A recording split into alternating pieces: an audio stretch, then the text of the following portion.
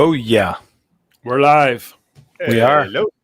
We are live. So for those who are just popping in, if you have any questions, feel free to, as usual, put them in the comment section. And I'm going to introduce our guest today, but I want to remind everybody, we got all our replays from the year and a half that John and I have been doing this. I mean, just recently we've had Judy Cormier and we had Randy Sarton on a few weeks ago for the second time, and Fuzzy Dunkel and Raphael Weigel, and just to name a few, plus a whole bunch with John and I just rambling on and on and on about lighting and or marketing and or whatever insofar as running our own studios is concerned. So anyways, so we got Craig Minielly. And Craig Minielly, I'm going to give you a quick intro first. I want everybody to know, for those who don't know, who you are. I remember Craig, I met Craig. He was like a superstar in the 90s. He'd always win all these awards at all the PPOC conventions. Every time there was an awards banquet, Craig Minielly. He was always that guy. He'd go up there. But what was more important to me was the fact that Craig was what I consider to be one of the pioneers of digital photography. And I switched in my studio in 2000. And I was very much influenced by the stuff I learned from Craig back then, because you were already in the game doing the digital photography things back in the early days, like a pioneer crossing the wild west, getting shot up. Figuring things out, and it was interesting times and how times have changed. And I've had Craig speak at many events, and I've been to many events where Craig was a speaker, and he's got a lifetime experience, mostly to do with commercial photography, as far as I can tell, glamour, a bit of this and that, and everything else. But we're talking multiple decades of seasoned experience shooting and getting paid with real clients.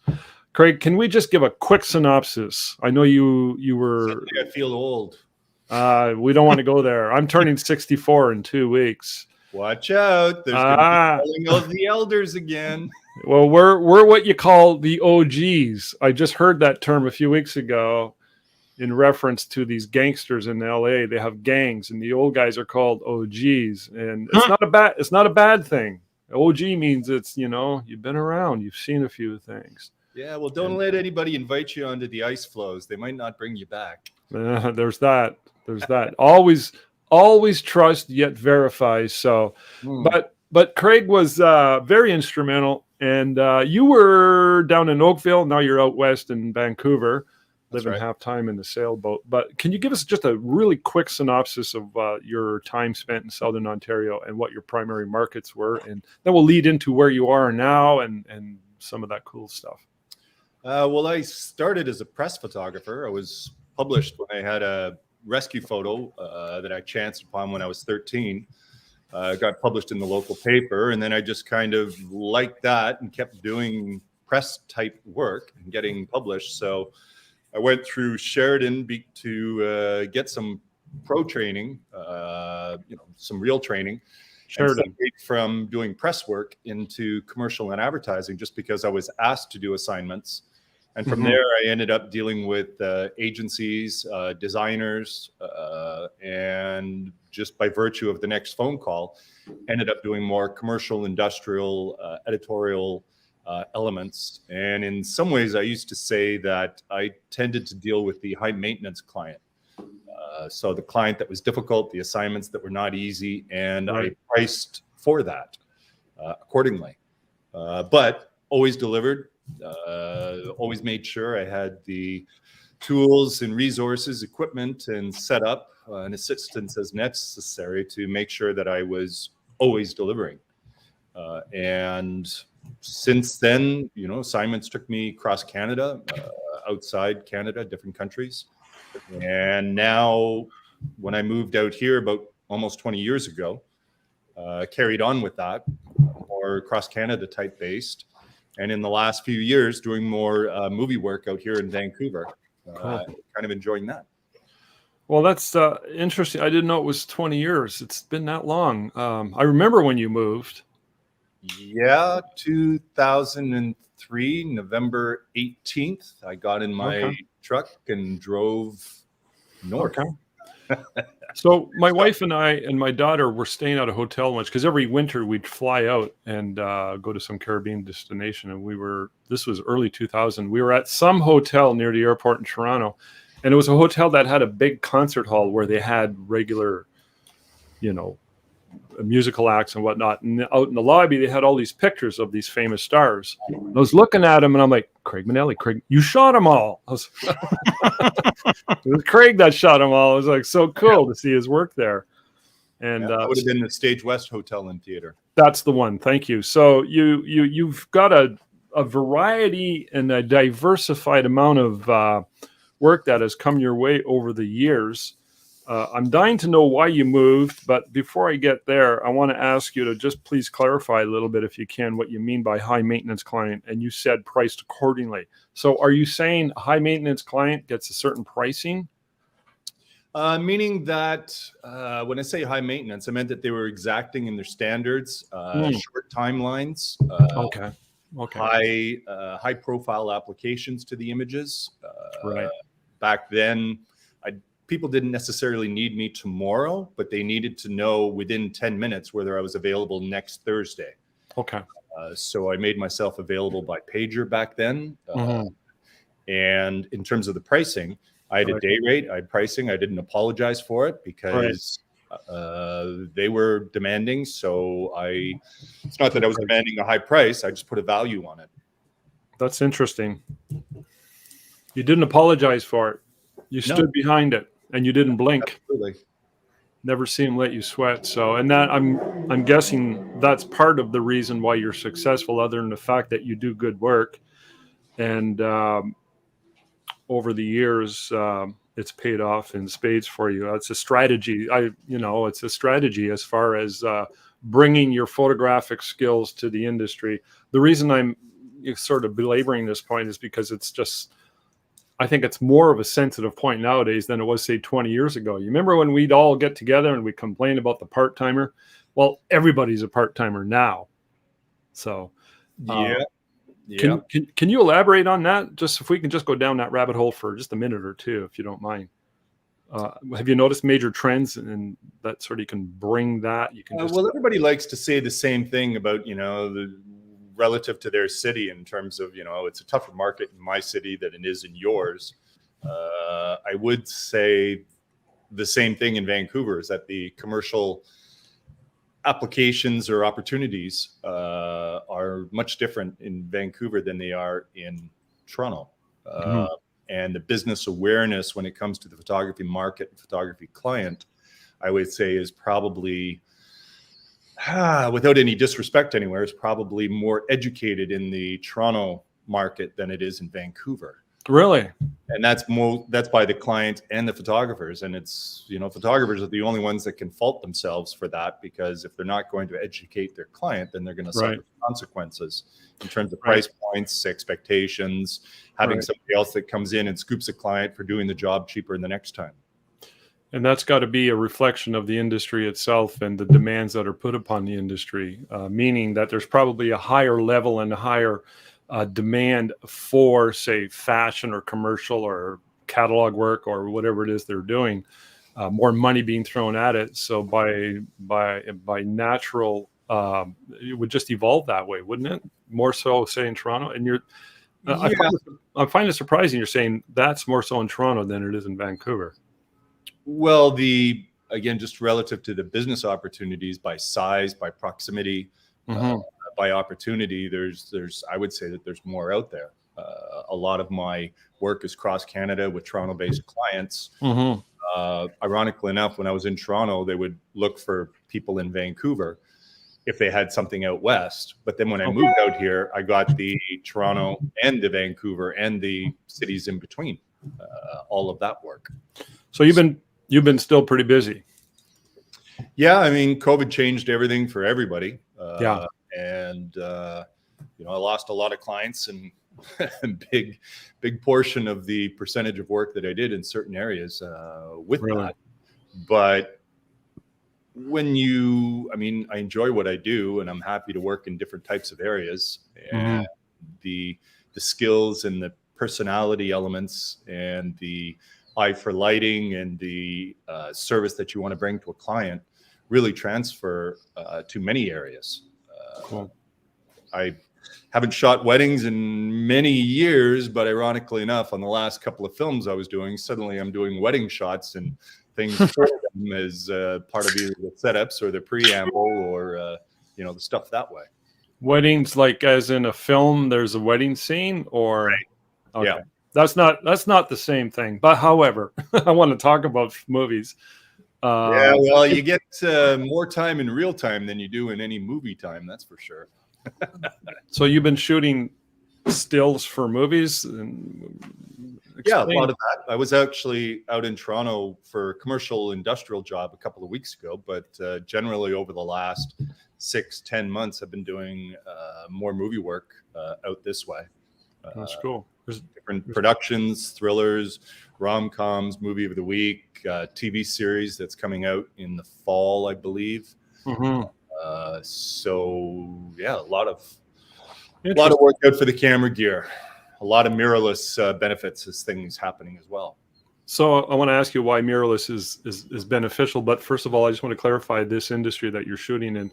So every time there's a movie, a production or whatnot, they have somebody come in like yourself as a record of stills behind the scenes. Is that what the idea is?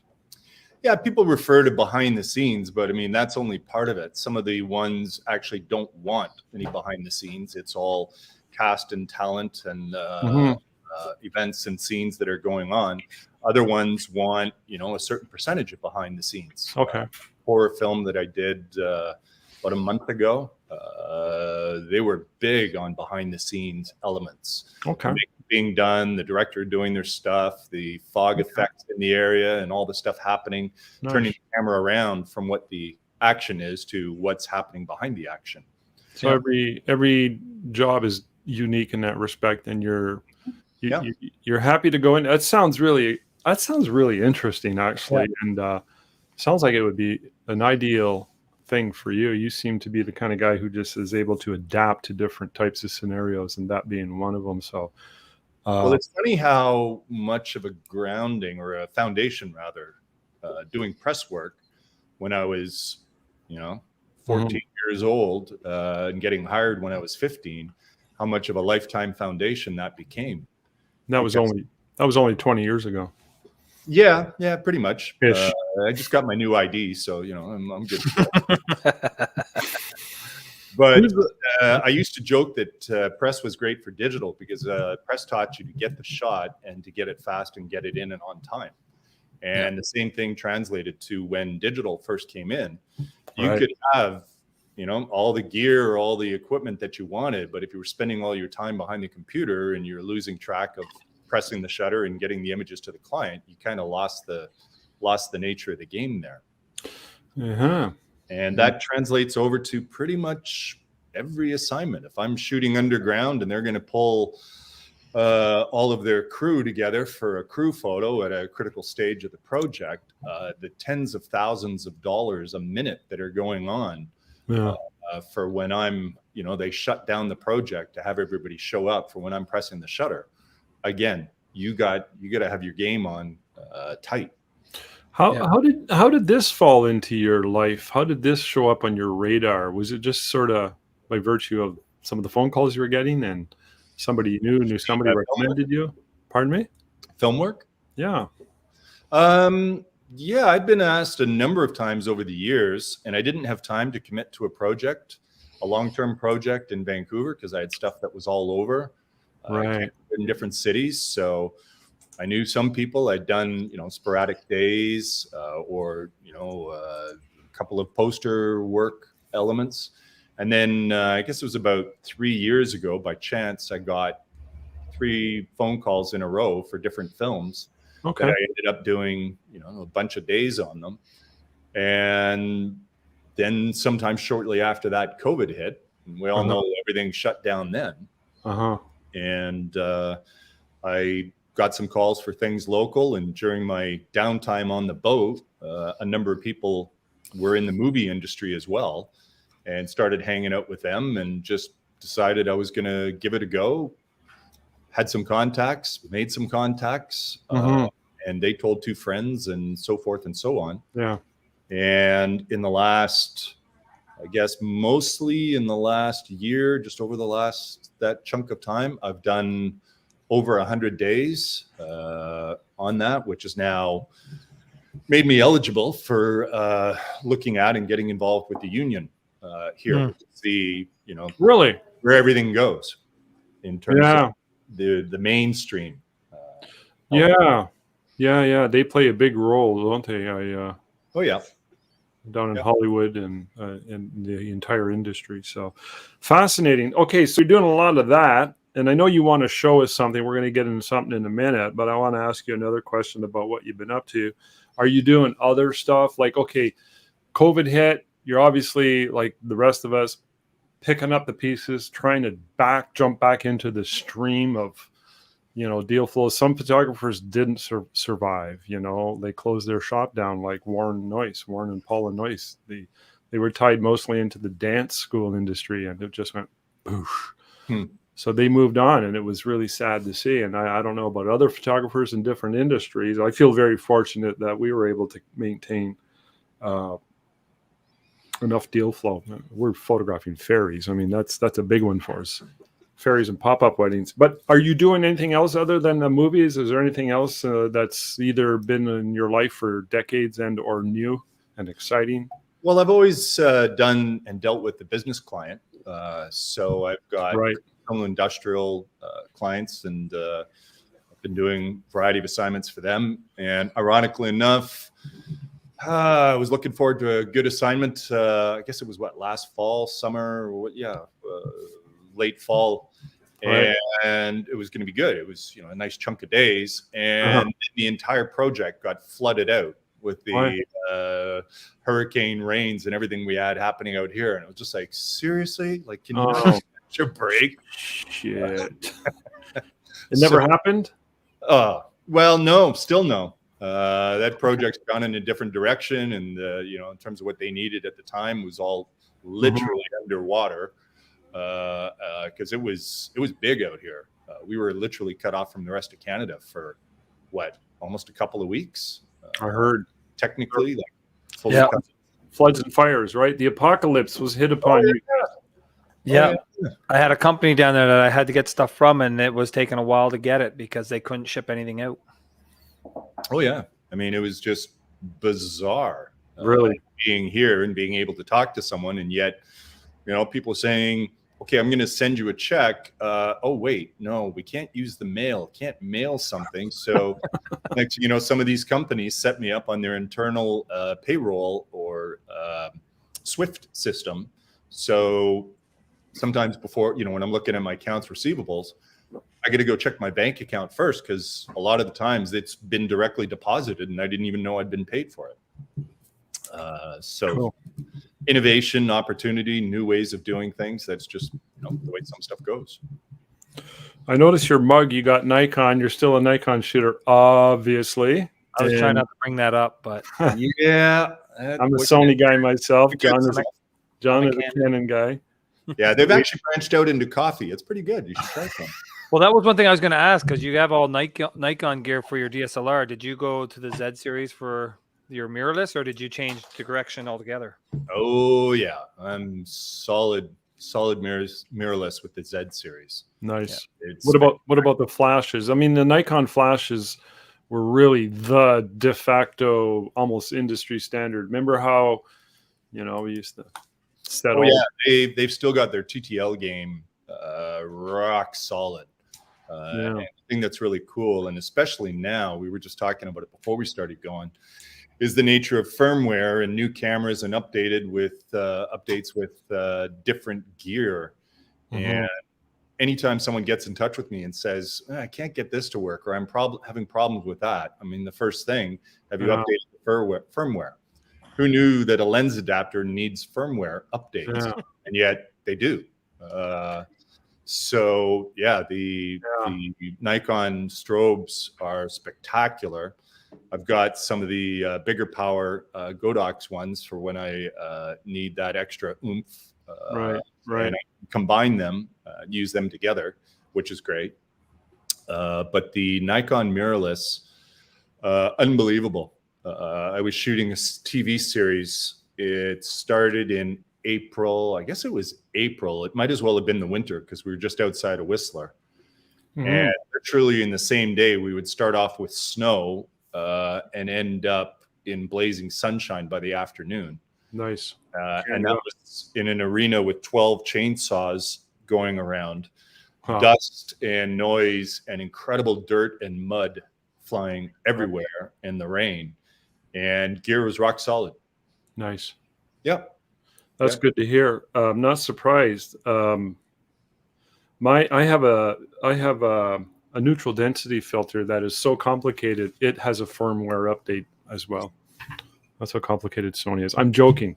I got a whole bunch of questions I got to ask you. So, but what is it you wanted to show us? You said you had this, maybe some images or something.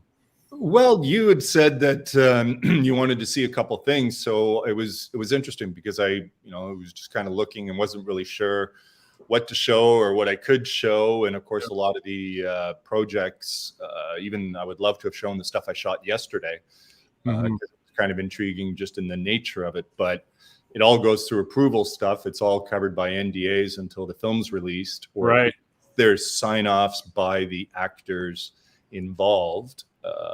So I've got some stuff from a cross section of different things, as you would kind of ask for.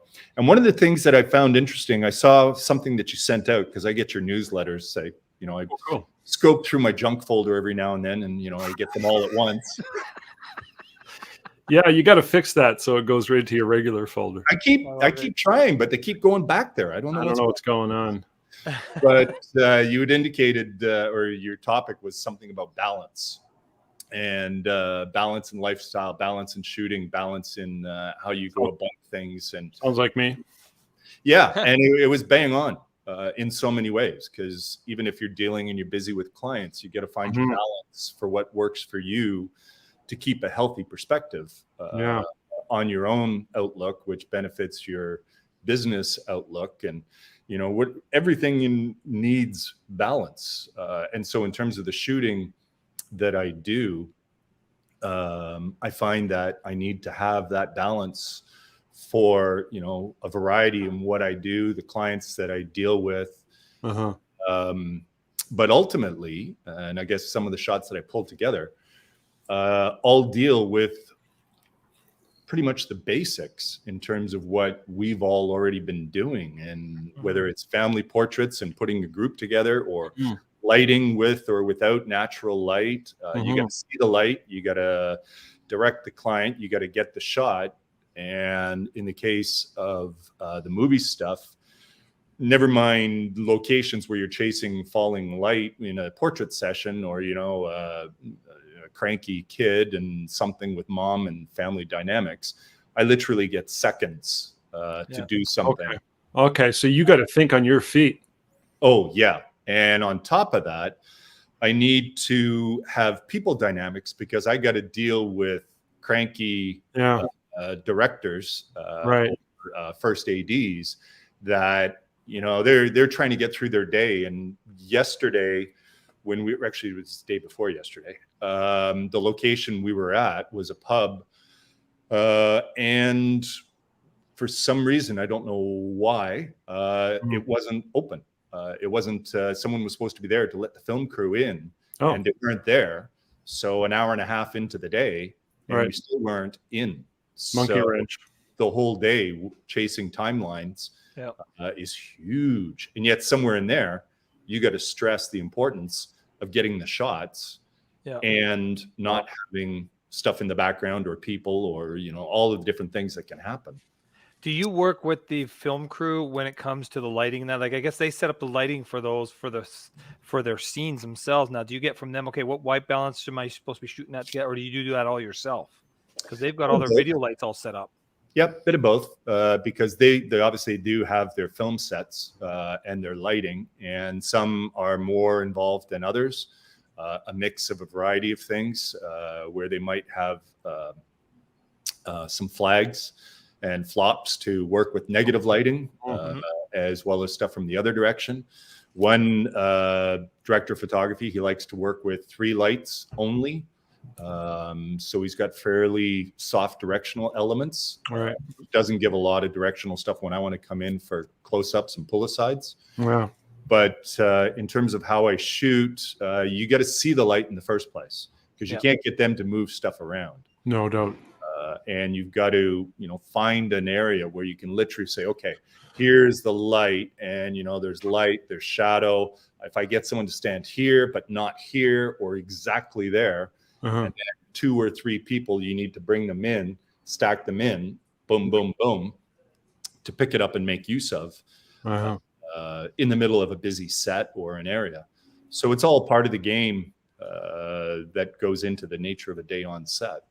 Quite fun, actually. When you said negative lighting, you meant subtractive lighting, right? Same thing? Yeah. And AD, for those who aren't familiar with, I'm sure you mean artistic director? Assistant director. Assistant director. Okay, good. Yeah. So, I'm curious to see what you're going to show us. I see it down there, but I'm seeing our broadcast. Oh, there we go. Now I see it. Okay. So I could pull on almost anything here.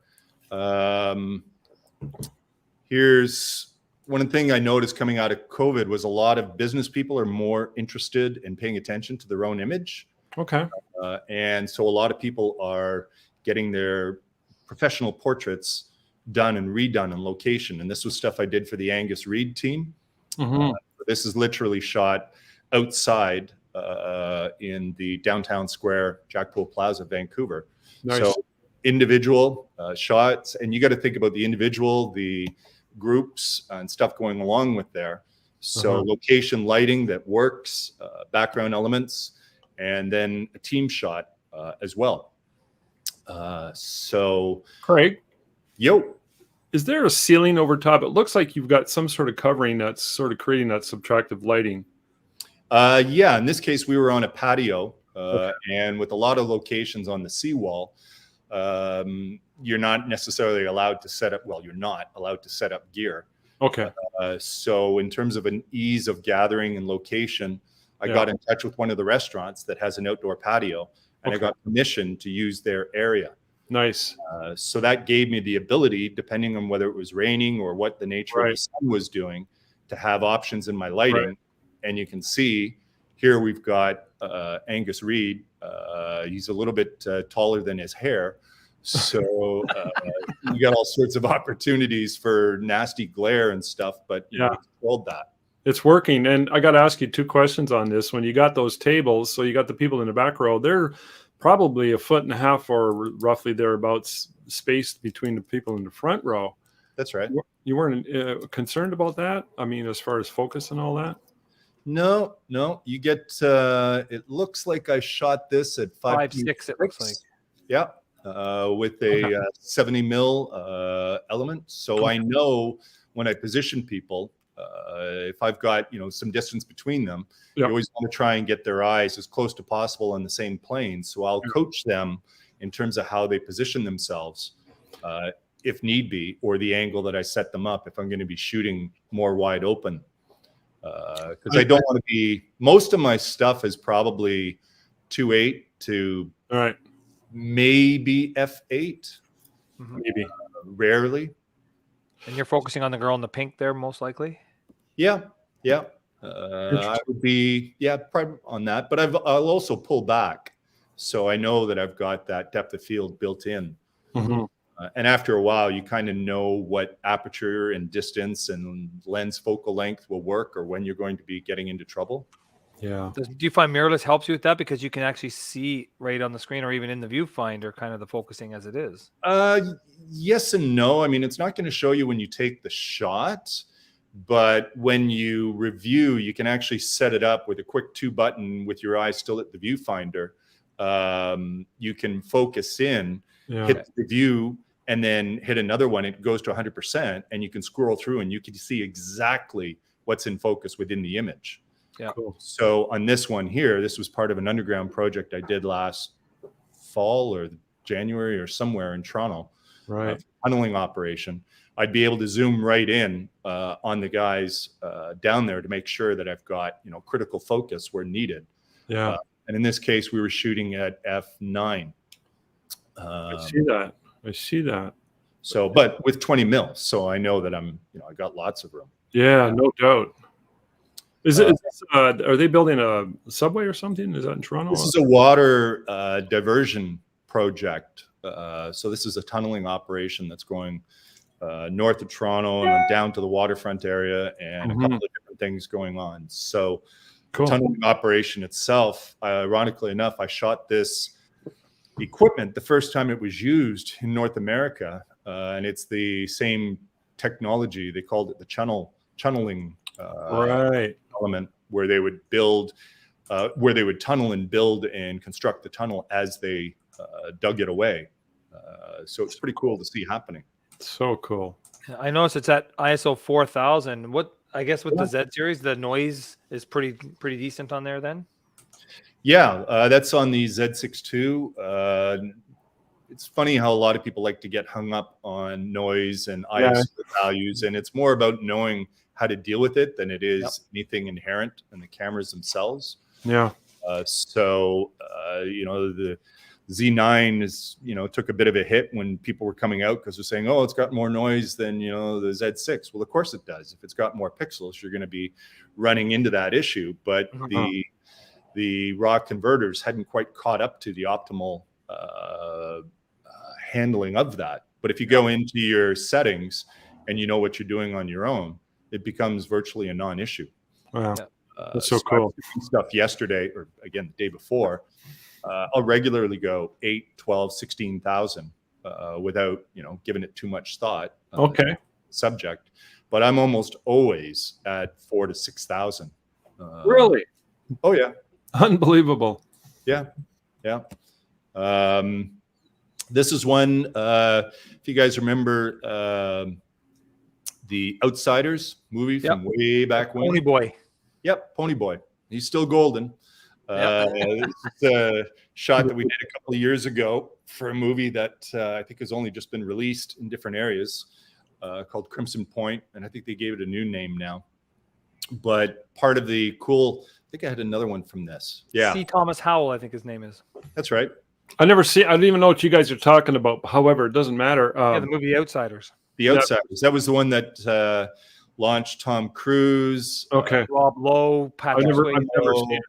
Yeah, I mean, every single one of them is, gone on to, international fame since. And see, I love this kind of photography, this sort of environmental portrait type stuff. I love this stuff. This is really well done. I love the way he's lit up and he stands out from the environment. He really pops. But can you go back one? I got to ask you one question. Yeah. Well, on this one, I actually had my own video light that I put in on the side. Right. Just to bring in something that I wanted there and a bit of a catch light, because this wasn't the way things were being shot. But I got him he was great to work with. And on this one, I actually took him out for a walk. This is on the highway out front of the diner we were shooting in. And the premise is that, this guy comes back from prison to the town that, it was before, and things kind of go downhill from there. So I had him walking around. I was doing these shots, and, we got some good stuff. And the cool part was I sent a couple of the shots to the director and the director of photography, and they were like, wow, wait. And I found out afterwards that they went and shot some additional scenes of the movie to mimic my shots that I'd done in stills. You got to love it. And they're used in the final cut. So they added scenes based on my light styling and what I did with Tommy. You should send them a contract as a second assistant director or something. They do that a lot in movies. They'll often shoot stuff that they don't use in the final edit, but they'll use it in the previews. Nobody really notices it, but obviously in this case, they liked what you did, and they thought, no, we got to incorporate that into the actual. But I got to ask you about that last image. You shot at 2000 ISO outdoors. I'm like, why is he doing that? Yeah. Could be. We can get 500th of a second, maybe? Well, chances are I just forgot what I was set at. Okay. Thanks for being honest, because I do that all the time. Then who cares? I've done it Yeah. in film days. I used to do it a lot. It happens. It happens. Well, again, sometimes things move so fast, and you're in one area where it's all dark, and then I say, okay, hang on a second, come on out here, because I think we did some stuff under shade, Right. just over at the big tree and setting to the left. And then I Mhm. said, okay, I want to do something in this roadway here. And so, yeah, you're just dialing things down quick. And one of the things that is nice on the Z series on the lens is I can control the ISO just with my baby finger in my left hand as I hold the camera, and Really? it's infinite. I can just like open it up and down, and it'll go 2001, 2002, not big jumps. Okay. So I can just dial it in until, you know, if my settings on the camera are big time out, all of a sudden, swipe of my finger and my ISO has jumped into where it needs to be. Cool. All right. Um, That's interesting. Interesting. This image has got so much technical and backstory with what happened with the director who decided to go back and reshoot some scenes. Interesting. That's fascinating. Yeah, and this sort of came from the producer that said, you know, I want some shots for the poster, and this is the kind of thing I'm thinking. And he described something, and he was saying, you know, like walking with a rifle through town on the street, and it's like, okay, yeah, well, we're not going to do that. But Well, you could try. yeah, so this was an idea in the back of my head that I was able to make happen. It's cool. Let me just remind myself what I've got on here. All of the images, all the different times, it comes down to seeing the light. Here's a couple of shots from a thriller did. Where are we? I just saw the shots. There's even one at the bottom left. The guy had a girl prisoner with a gun sticking out somewhere. Right. This is what I was looking at here. So this was done at 3200, but I did a bunch of other shots that I realized because there's motion happening. This is at 1/60th. I think I jumped up to 12, 16,000 on some other one. I needed to get a shutter speed of 250th and 500th. Uh-huh.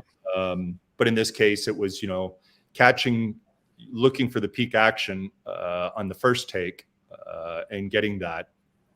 And you can see there's a bit of blur in spot, but that's okay, because when you zoom in on his eyes, everything's right where you need it there. Okay. Uh-huh. But this was another shot.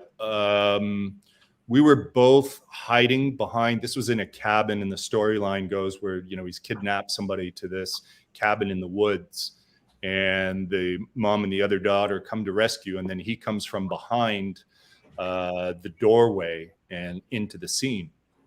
And the only way that it worked for me to get in there was I had to hide behind that doorway with him because he would come out of there, and there was no way for me to be in that scene or to get that scene without already being hidden in there. Okay. So while the scene's playing out, I noticed that there's this really cool light that's coming through and across his face. Mhm. And I just said, hey, like, just don't look at me. Just turn your head as I motion with my fingers, and caught the light just on him there Perfect.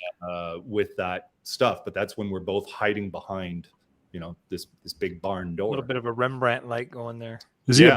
is he a bad guy? In this one, he was. Yeah. He was the bad guy. Nice. So are these ones that the actual studio uses for like their advertising and magazines and that to promote the Yes. film or the show and stuff? Yeah, a lot of it's used to sell the movie. If it's, you know, movie of the week stuff, they, you know, use that to define and, you know, send out in the promo materials. It can be used in the social media build up and hype. I'm just surprised they still hire photographers. I think it's great that they do, because you would think with the technology now with video cameras, they would just take stills right from the video itself. But Well, sometimes they think that. The good ones realize that they can't, because the logistics of shooting on video is that often your shutter speed is a 60th of a second or Yep. less. So, you know, think about what is going on in a movie and how often, you know, would a 60th of a second work, or a 50th of a second give you the shutter speed you need to, you know, freeze the subject. But the other thing is that the film cameras are looking for a certain angle and I'm and often it's broken up in terms of one character, then the reverse, then the other character that way. You know, this is an example. You can see the camera in the corner is zeroing right in on her. Yeah. And in this particular case, this was the scene that was requested from the network out of LA on this film, and they specifically wanted this scene. And I was thinking, okay, this is a confrontation scene, and it's a turning point of the movie where the characters are meeting in the hallway by the washroom. And this is the actual hallway by the washroom, and you can see how tight it is. Yeah. I'm standing in one of the washroom stalls along with 3 other people, including the makeup artist, the boom mic guy. I forget who else was in there. And there's 4 of us in this space as I'm taking the shot. So I already knew this wasn't going to work. So I set, this is the angle that I got. And so a lot of times the movie cameras, they can put it together in terms of what they need, but pulling a single still out of that isn't going to work. Okay. So I actually, we'll go back. I set up, this is a little unusual, but because there was time and it was a high profile request from the network itself out of LA, I said to the AD, I said, look, there's a space over here. I got to get this shot. It's not going to work where you guys are shooting. Give me some guys, and all we need to do is move some crap out of there. This is the entranceway to the restaurant itself. So I got one of the grips to set up a light, and pulled a couple things out of there, and I cheated and set up my own scene. And the publicists were ecstatic. This shot was used all over, and I get little notifications through Google Alert when they see my photo credit on stuff that this was used in promoting of the film. Yeah, with their talking point, whereas the original setting wouldn't have worked at all. that looks like that girl from Buck Rogers way back when. Oh, Erin Gray. Erin Gray, that's who that looks like. Yeah. Interesting thing on that in the same project. Here's another request from that same film. They wanted my asks from them. There's eight leads in this series, in this mystery movie. And they wanted a group shot of 8. And I'm thinking, are you kidding me? And they said, yeah, we know it's kind of impossible, but hey, if we don't ask, we don't get. Yeah. So I haven't read the script. I know that, 1 and 2 are the important ones. I don't know the rest. All of these people are, movie actors in their own realm and stardom. And being able to pull together 8 people, as you know, a group shot is kind of crazy all on its own. Without knowing them, not being able to control the scene. And they said, okay, I talked to the AD at the beginning and I said, I got to get a group and I can either do it, and I looked at the series, I looked at the scenes in terms of when these people were around, because sometimes you only got 4 or 2 of the people. The other ones are gone in their trailers. So I said, we can do it in this spot, or he said, or we can do it outside in the dark at 1 o'clock in the morning with the ambulance lighting.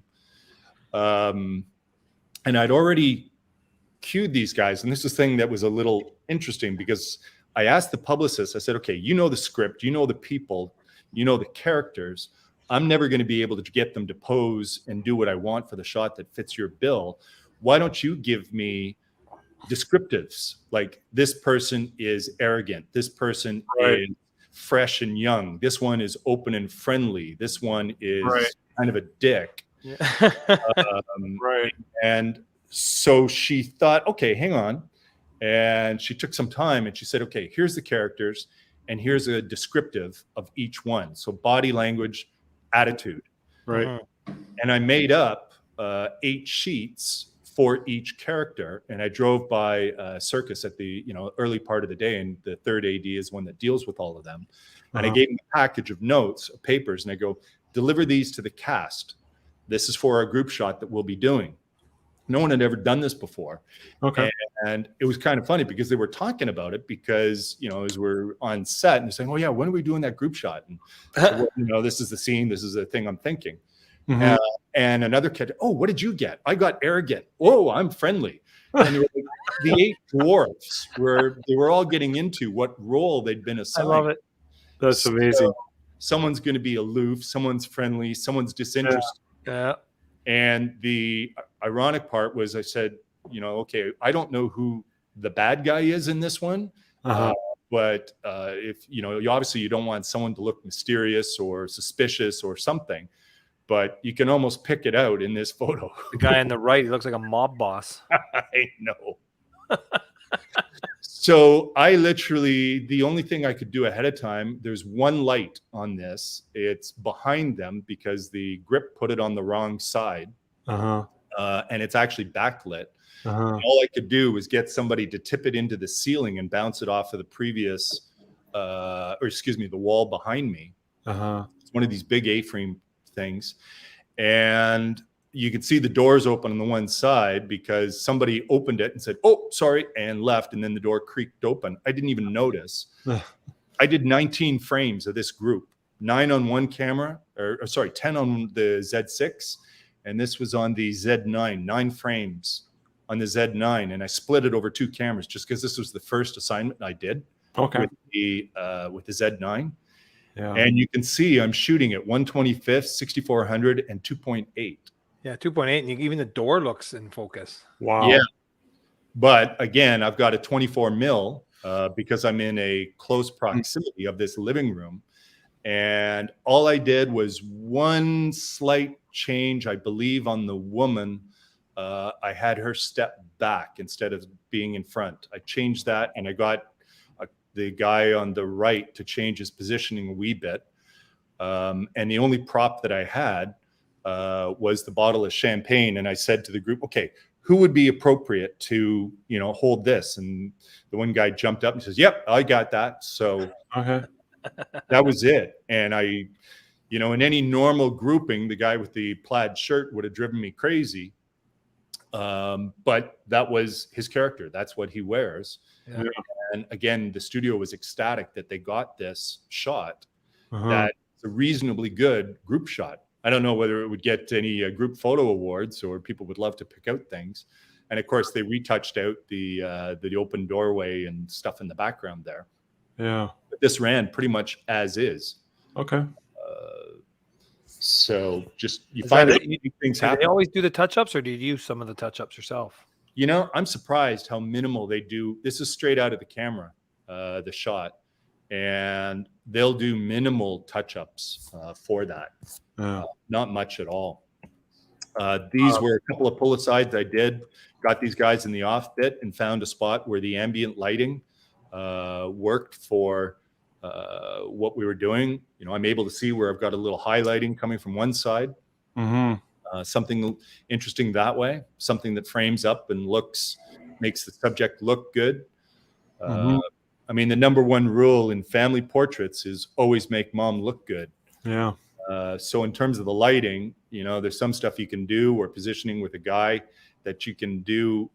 And you make sure that I have, in this case, the number one, the woman perched on the edge of the chair, she's facing into my light source. So she's got nice lighting coming into her face, fairly even. Whereas number two, sitting down in the chair, he's looking straight on, and I've got a different nature of light on him. Who's the dude in the picture in the upper right back in the group shot? Upper right here? By the pink flowers. By the pink flowers. Yeah, the mob boss. Oh, that would have been placed for the owner of the house or the nature of the house. Right. In that case, it was random. They had, yeah. I did shots on the weekend for the film I was shooting just the other day where I did those shots, and then they were printed up, and the cop bar with the cop that founded it 80 years ago. I did his portrait from 80 years ago, which is framed and hung in the bar. Right. Which is kind of fun to see. That'd be fun, yeah. Again, here's you just find something that works, and these are all being used all over the place for it. In this case, this was the big reunion from ER, where we got Gloria Rubin and Eric LaSalle. First project that they've done together since then. So they had a scene at the bar where they kind of met, talk about something, and I said, "Hey, I like the light. I can do this here," and I get the AD to hold things off, and I set them up, and I didn't do any additional lighting. I just positioned them exactly where I wanted them, knowing that I had the accent and the light coming in that I wanted. Yeah.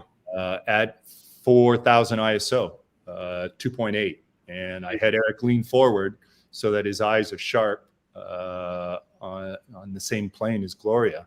So cool. And in this case, they retouched out some stuff on the right-hand side, and you can kind of tell there's a little bit of a, cloning pattern of sorts. But Yeah. That's what the studio did, is real quick. But this is straight out of the camera, no retouching, nothing. Really? And this Got all the makeup done and everything, the lighting's done. Yeah, this ran everywhere. I get a notice that all of a sudden it's in People Magazine, and I go, "Oh, okay. I don't think I've been in People Magazine before. That's kind of fun." Yeah.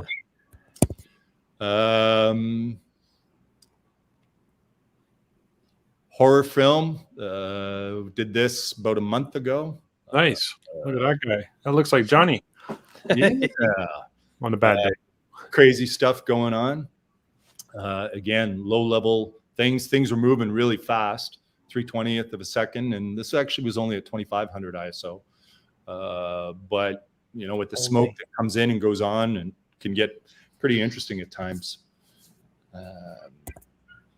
We had actually the fire department showed up because we were filming in this barn by the highway, and with the flickering orange lights that were going on as part of what was happening, and the fact that there was smoke coming out of the barn, all of a sudden people on the highway were calling in this fire. So fire department shows up middle of nowhere. These guys come out, and because it was the end of the day, some of the other actors had wrapped. And as they drive onto set, there's a half naked guy who's coming covered in blood. He comes out from this area onto the roadway, and the firemen are going, "What is going on here? We have no idea." So it took a little work to get them to calm down, but then all the makeup crew wanted to pose with the fire crew because they were excited. Oh no. Firemen around. Love it. That's crazy. This is another behind the scenes from that one. Nice. So Lyndon I think he's maybe 3 feet tall. Hmm. And John, the other guy in the previous shot, he's 6'9". Wow. So it was an interesting cast in terms of stuff set up. But again, you want to see the light. Another shot, you look at a light coming in on a staircase or into a hall, a foyer. Nice. Lights, patterns, architectural, shadows, positioning. I'm like, hey, I got something. This has got some cool stuff here. Yeah. So I took this because this could literally be the background of the poster with the different elements that might come in across that. Mm-hmm. Position one of the leads in this thing here. And again, you're just looking for that fractions of an inch in terms of the placement for the light and what you're doing to get that. And sometimes they're shooting this, and I've talked to them ahead of time, and I'm able to, just with my fingers, catch their attention. And we've got our own sign language going on, and they know I see a shot because I've said I may do this, and I can just get them to move their nose, their eyes, because they might be putzing around with the camera focus on something.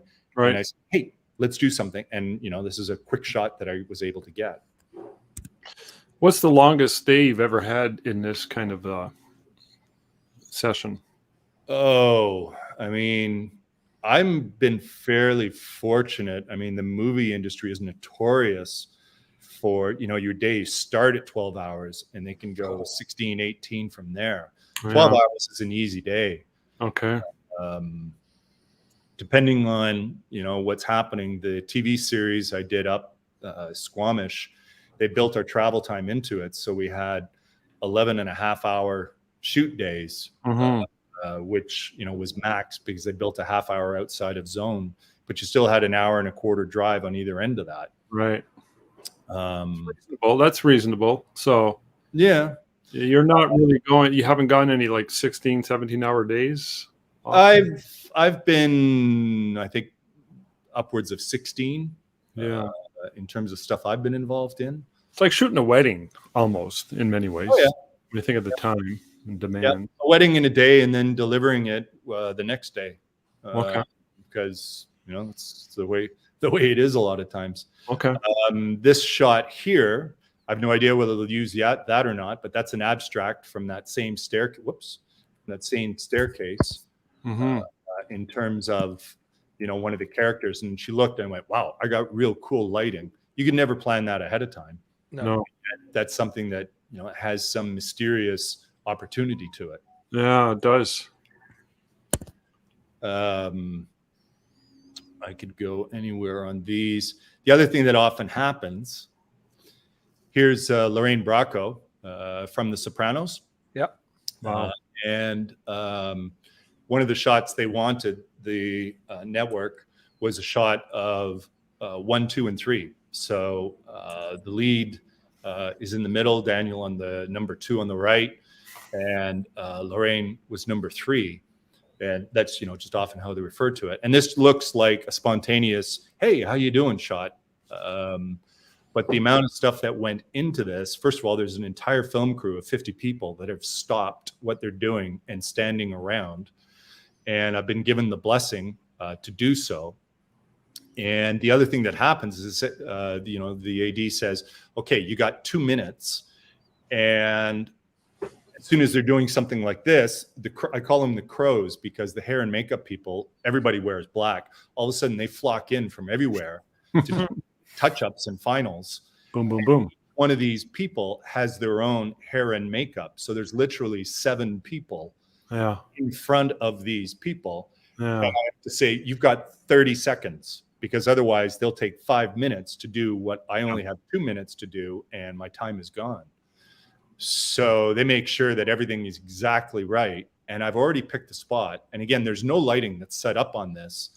There's lighting for the different scene that's going on in different areas. But I found this pocket that works for me to do this.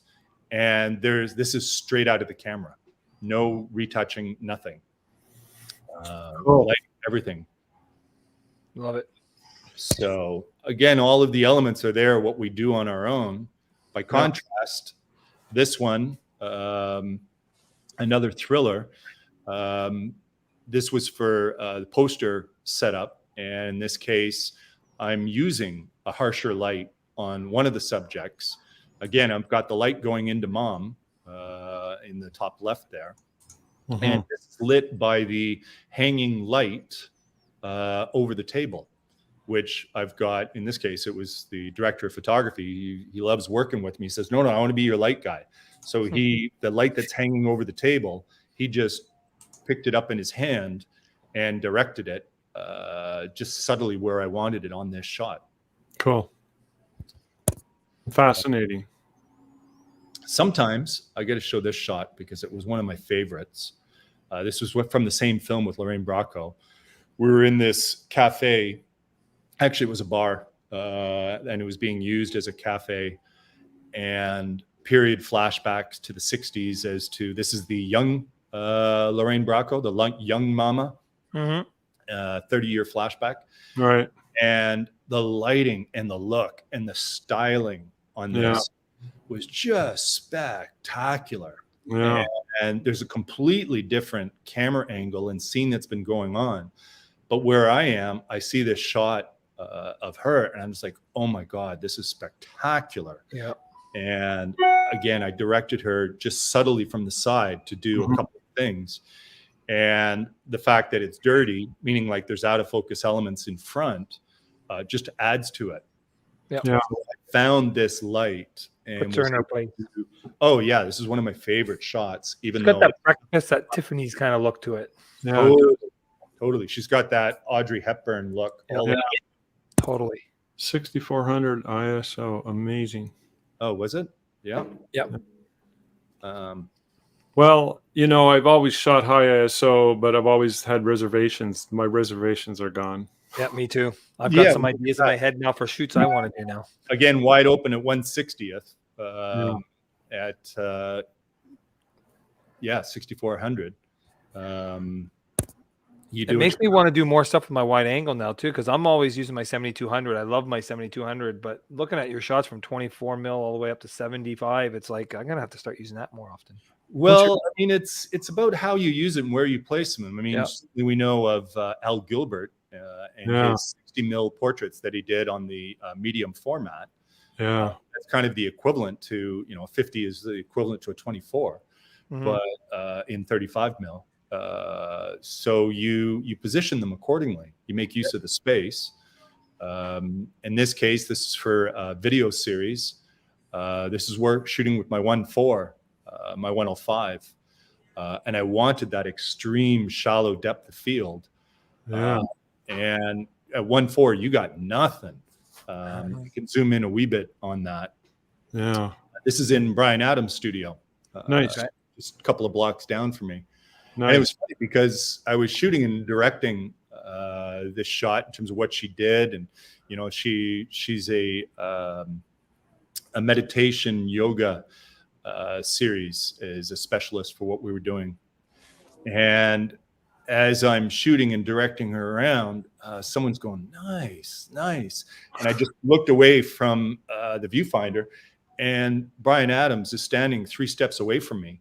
He's watching me on the steps, and he's watching me, and I go, oh, hey, how you doing? And he says, no, don't mind me. I'm just, enjoying what's going on. I say, yeah, you got a great place here. And he says, no, just thanks. Carry on. It's really kind of cool to watch a real pro do work. He's done a lot of photography, hasn't he? Oh yeah. I love his portrait series he used to do way back when. It was awesome. His black and white. No, it was cool, but yeah, I got to have Brian Adams hover over my shoulder and call me a real pro in his own studio. So nice. Yeah, a lot of these are just from cool. A little while in this. This was set up. We're in I guess you'd call it a community room, where we've got exactly 11 feet of space.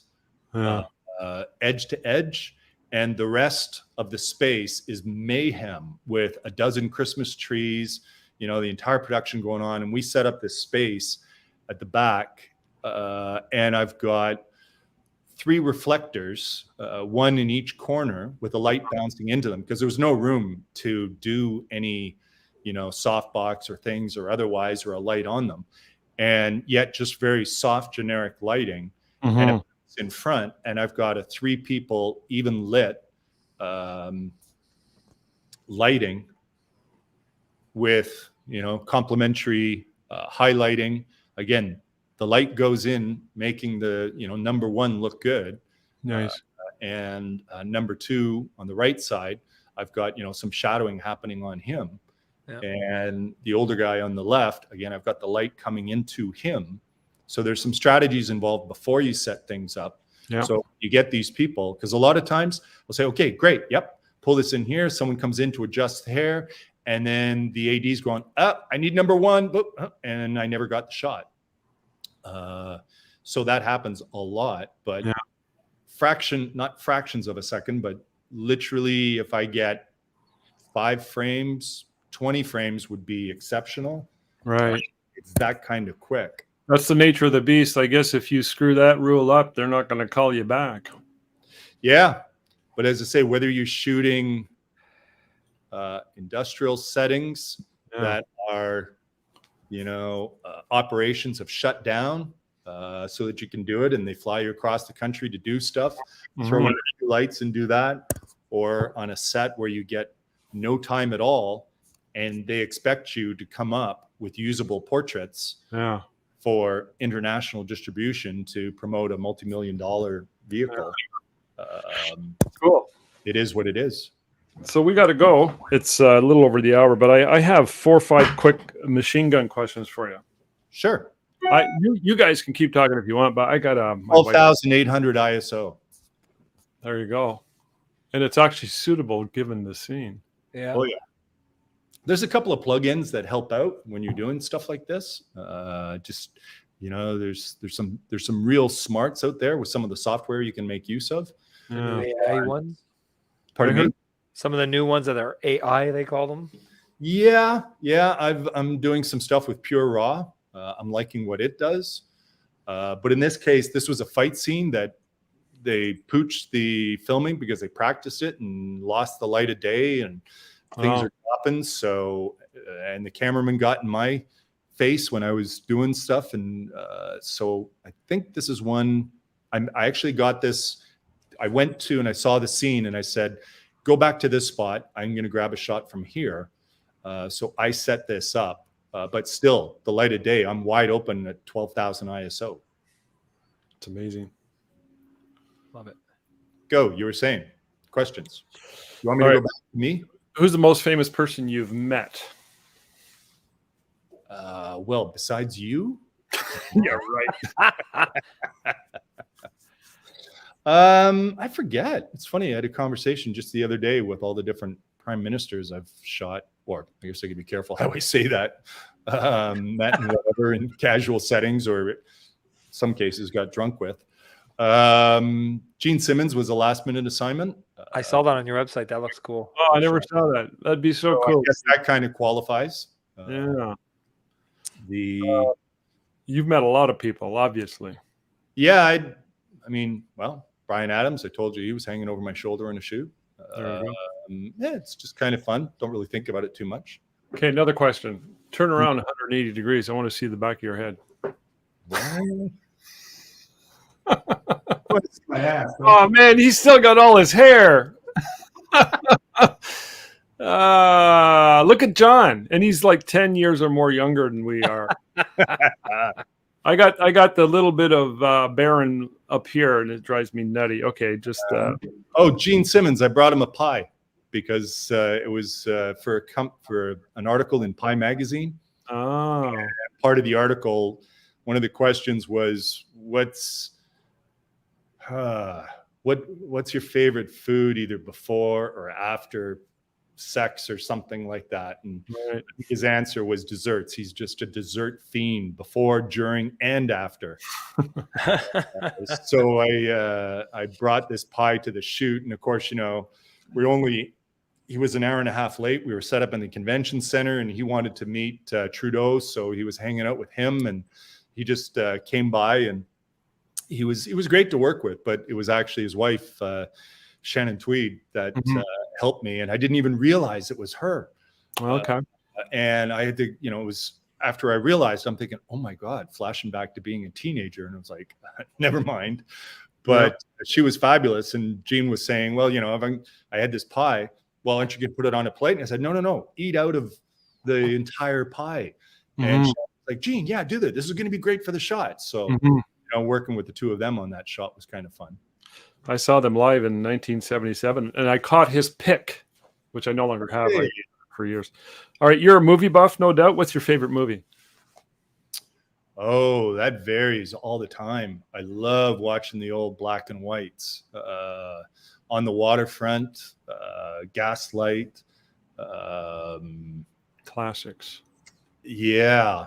I've been into more of the TV series lately, and Supernatural was a fabulous one with local scenes and lighting and styling. And I haven't seen a lot of movies lately. I don't know. Go back on that one. All right. That's cool. Well, Waterfront, we'll go. Because to me, it changes. Oh, totally. Yeah, I mean, Dances with Wolves at the time was just a spectacular, epic visual with the storyline, the emotion, you know, everything going on. Started watching that last week with Legends of the Fall, same type of thing. You know, Legends of the Fall. Yeah, that's a good one. You know, all the different types of, you know, everybody fell in love with Brad Pitt on that one. And if they didn't meet, Joe Black did it as well. Yeah. But it all comes down to time, attention, and styling in terms of the look, so that you're visually engaged as well as emotionally on the storyline, which ultimately is the same as what we do with stills. You know? So it's good to be busy. It's good to be king. It's good to have this much prolific activity going on and getting paid for it in this industry. I not a day goes by. I don't stand there in my studio and go, damn, it's cool. I get to get paid taking pictures. But you got the young guys coming up, men and women alike. What would you advise them? And likewise, you could go back to early 20s, Craig Minielly. What would you advise him? What advice and or suggestions would you give them if they came to you and said, what do I need to do? I want to do what you're doing. I think if I was to go back to when I was 20, I might say buy Apple stock and hang on to it. Instead, I bought RAM at $150 a megabyte and 160 megs of RAM. A compact flash card for 160 megabytes cost me $700. I remember those. 50 megs of RAM cost me $7,500 from my first computers. So there's a reason they called it the bleeding edge. I remember you were at a seminar in 2000 in Northern Ontario, and you had those flashcards, and you had your own private security detail keeping an eye on them. Yeah, I guess so. They were so expensive. Talking into their sleeve. Just keep shooting, keep doing stuff. I mean, I'm starting at the bottom of the movie industry out here. I'm working for, often I'm working for a tenth of what I normally make on commercial rates. Okay. As a day rate, getting my days, doing stuff, getting out there, but I'm learning. There's been times on set I've had my ass handed to me in terms of learning something or screwing up or whatever. Right. You gotta, it's humbling. Yeah. Starting fresh in an industry, which literally I have been. Thankfully, I've got a lot of images from experience that, will give me credibility to new clients, new producers, films that way. Yeah. But get shooting, learn stuff. Don't be afraid to learn. Don't be afraid to say, hey, I need to learn. Because it's exciting to learn. It's boring not to. If you think you know everything and you're just doing the same thing over and over. Yeah. Personally, I find that boring. I need to be mentally engaged and motivated. That's really good advice, man. That was just about as good as it gets. So thanks for that. So yeah, appreciate you coming on board. Maybe we'll get you back in 7 or 8 months from now and talk some more about whatever's going on in your life. And you've been one of the foundations in the industry, both in Canada and the US, as far as an educator and somebody who sort of led the charge as far as photography, photographic technical skills and posing skills. I mean, for those who are not familiar with Craig, there's a lot more to what he's done in his life, and as well as all the modeling shoots you've done of hot young women and all that stuff for different magazines and what have you, and not to mention all the other editorial type and publicity type work. So it's good to see you busy. I've got 3 Instagrams, which again, social media is a necessary evil, and haven't been doing as much with it, but they're segmented off. Craig Minielly Photo is my, more Nikon ambassador based element in terms of cross section, all sorts of different things. Because as you say, I do a lot of different styles. Craig Minielly Stills is a newer account that's targeted specifically at the movie industry. Nice. And then Foxy Art Gallery is some of the glamour work, the underwater, and a variety of stuff that way. So a lot of times the niche elements need to kind of go that way because one umbrella does not cover all well in that. That's good. That's good. Thanks for that. I'm going to go check them out and follow you. So, all right, I got to go. And thank you very much. John, normally we hang out after and we chat a little bit, but I got to run. That's fine. I got stuff I got to get set up for too. So, Craig, I really appreciate it. Go down to my boat. I got my work done yesterday and I got some time today. So you're going to go sailing? No, I'm going to hang on my boat and drink beer. Okay. We'll be right over. That works. Really appreciate you being here, Craig. Hope to see you in person soon enough. And I wish you all the best in health and success and prosperity. Keep doing what you're doing. Happy to do so. And I'll say the same thing to you. NoBS has been a big part of the scene for decades now. And all the people that it's brought along with it. I'm happy to have been at some of the events, happy to chat at some of them, meet the people, and because it's what it's all about. It's what we do, dialoguing and shooting the shit on the sideline and beers, learning, having fun, but balance. Comes back to balance, remember? I'm trying to convince Robbie to do some more Infernos. Yeah, we're on it. We're on it. Okay. All right. Thanks, guys. Thanks very much. Sounds good. See ya.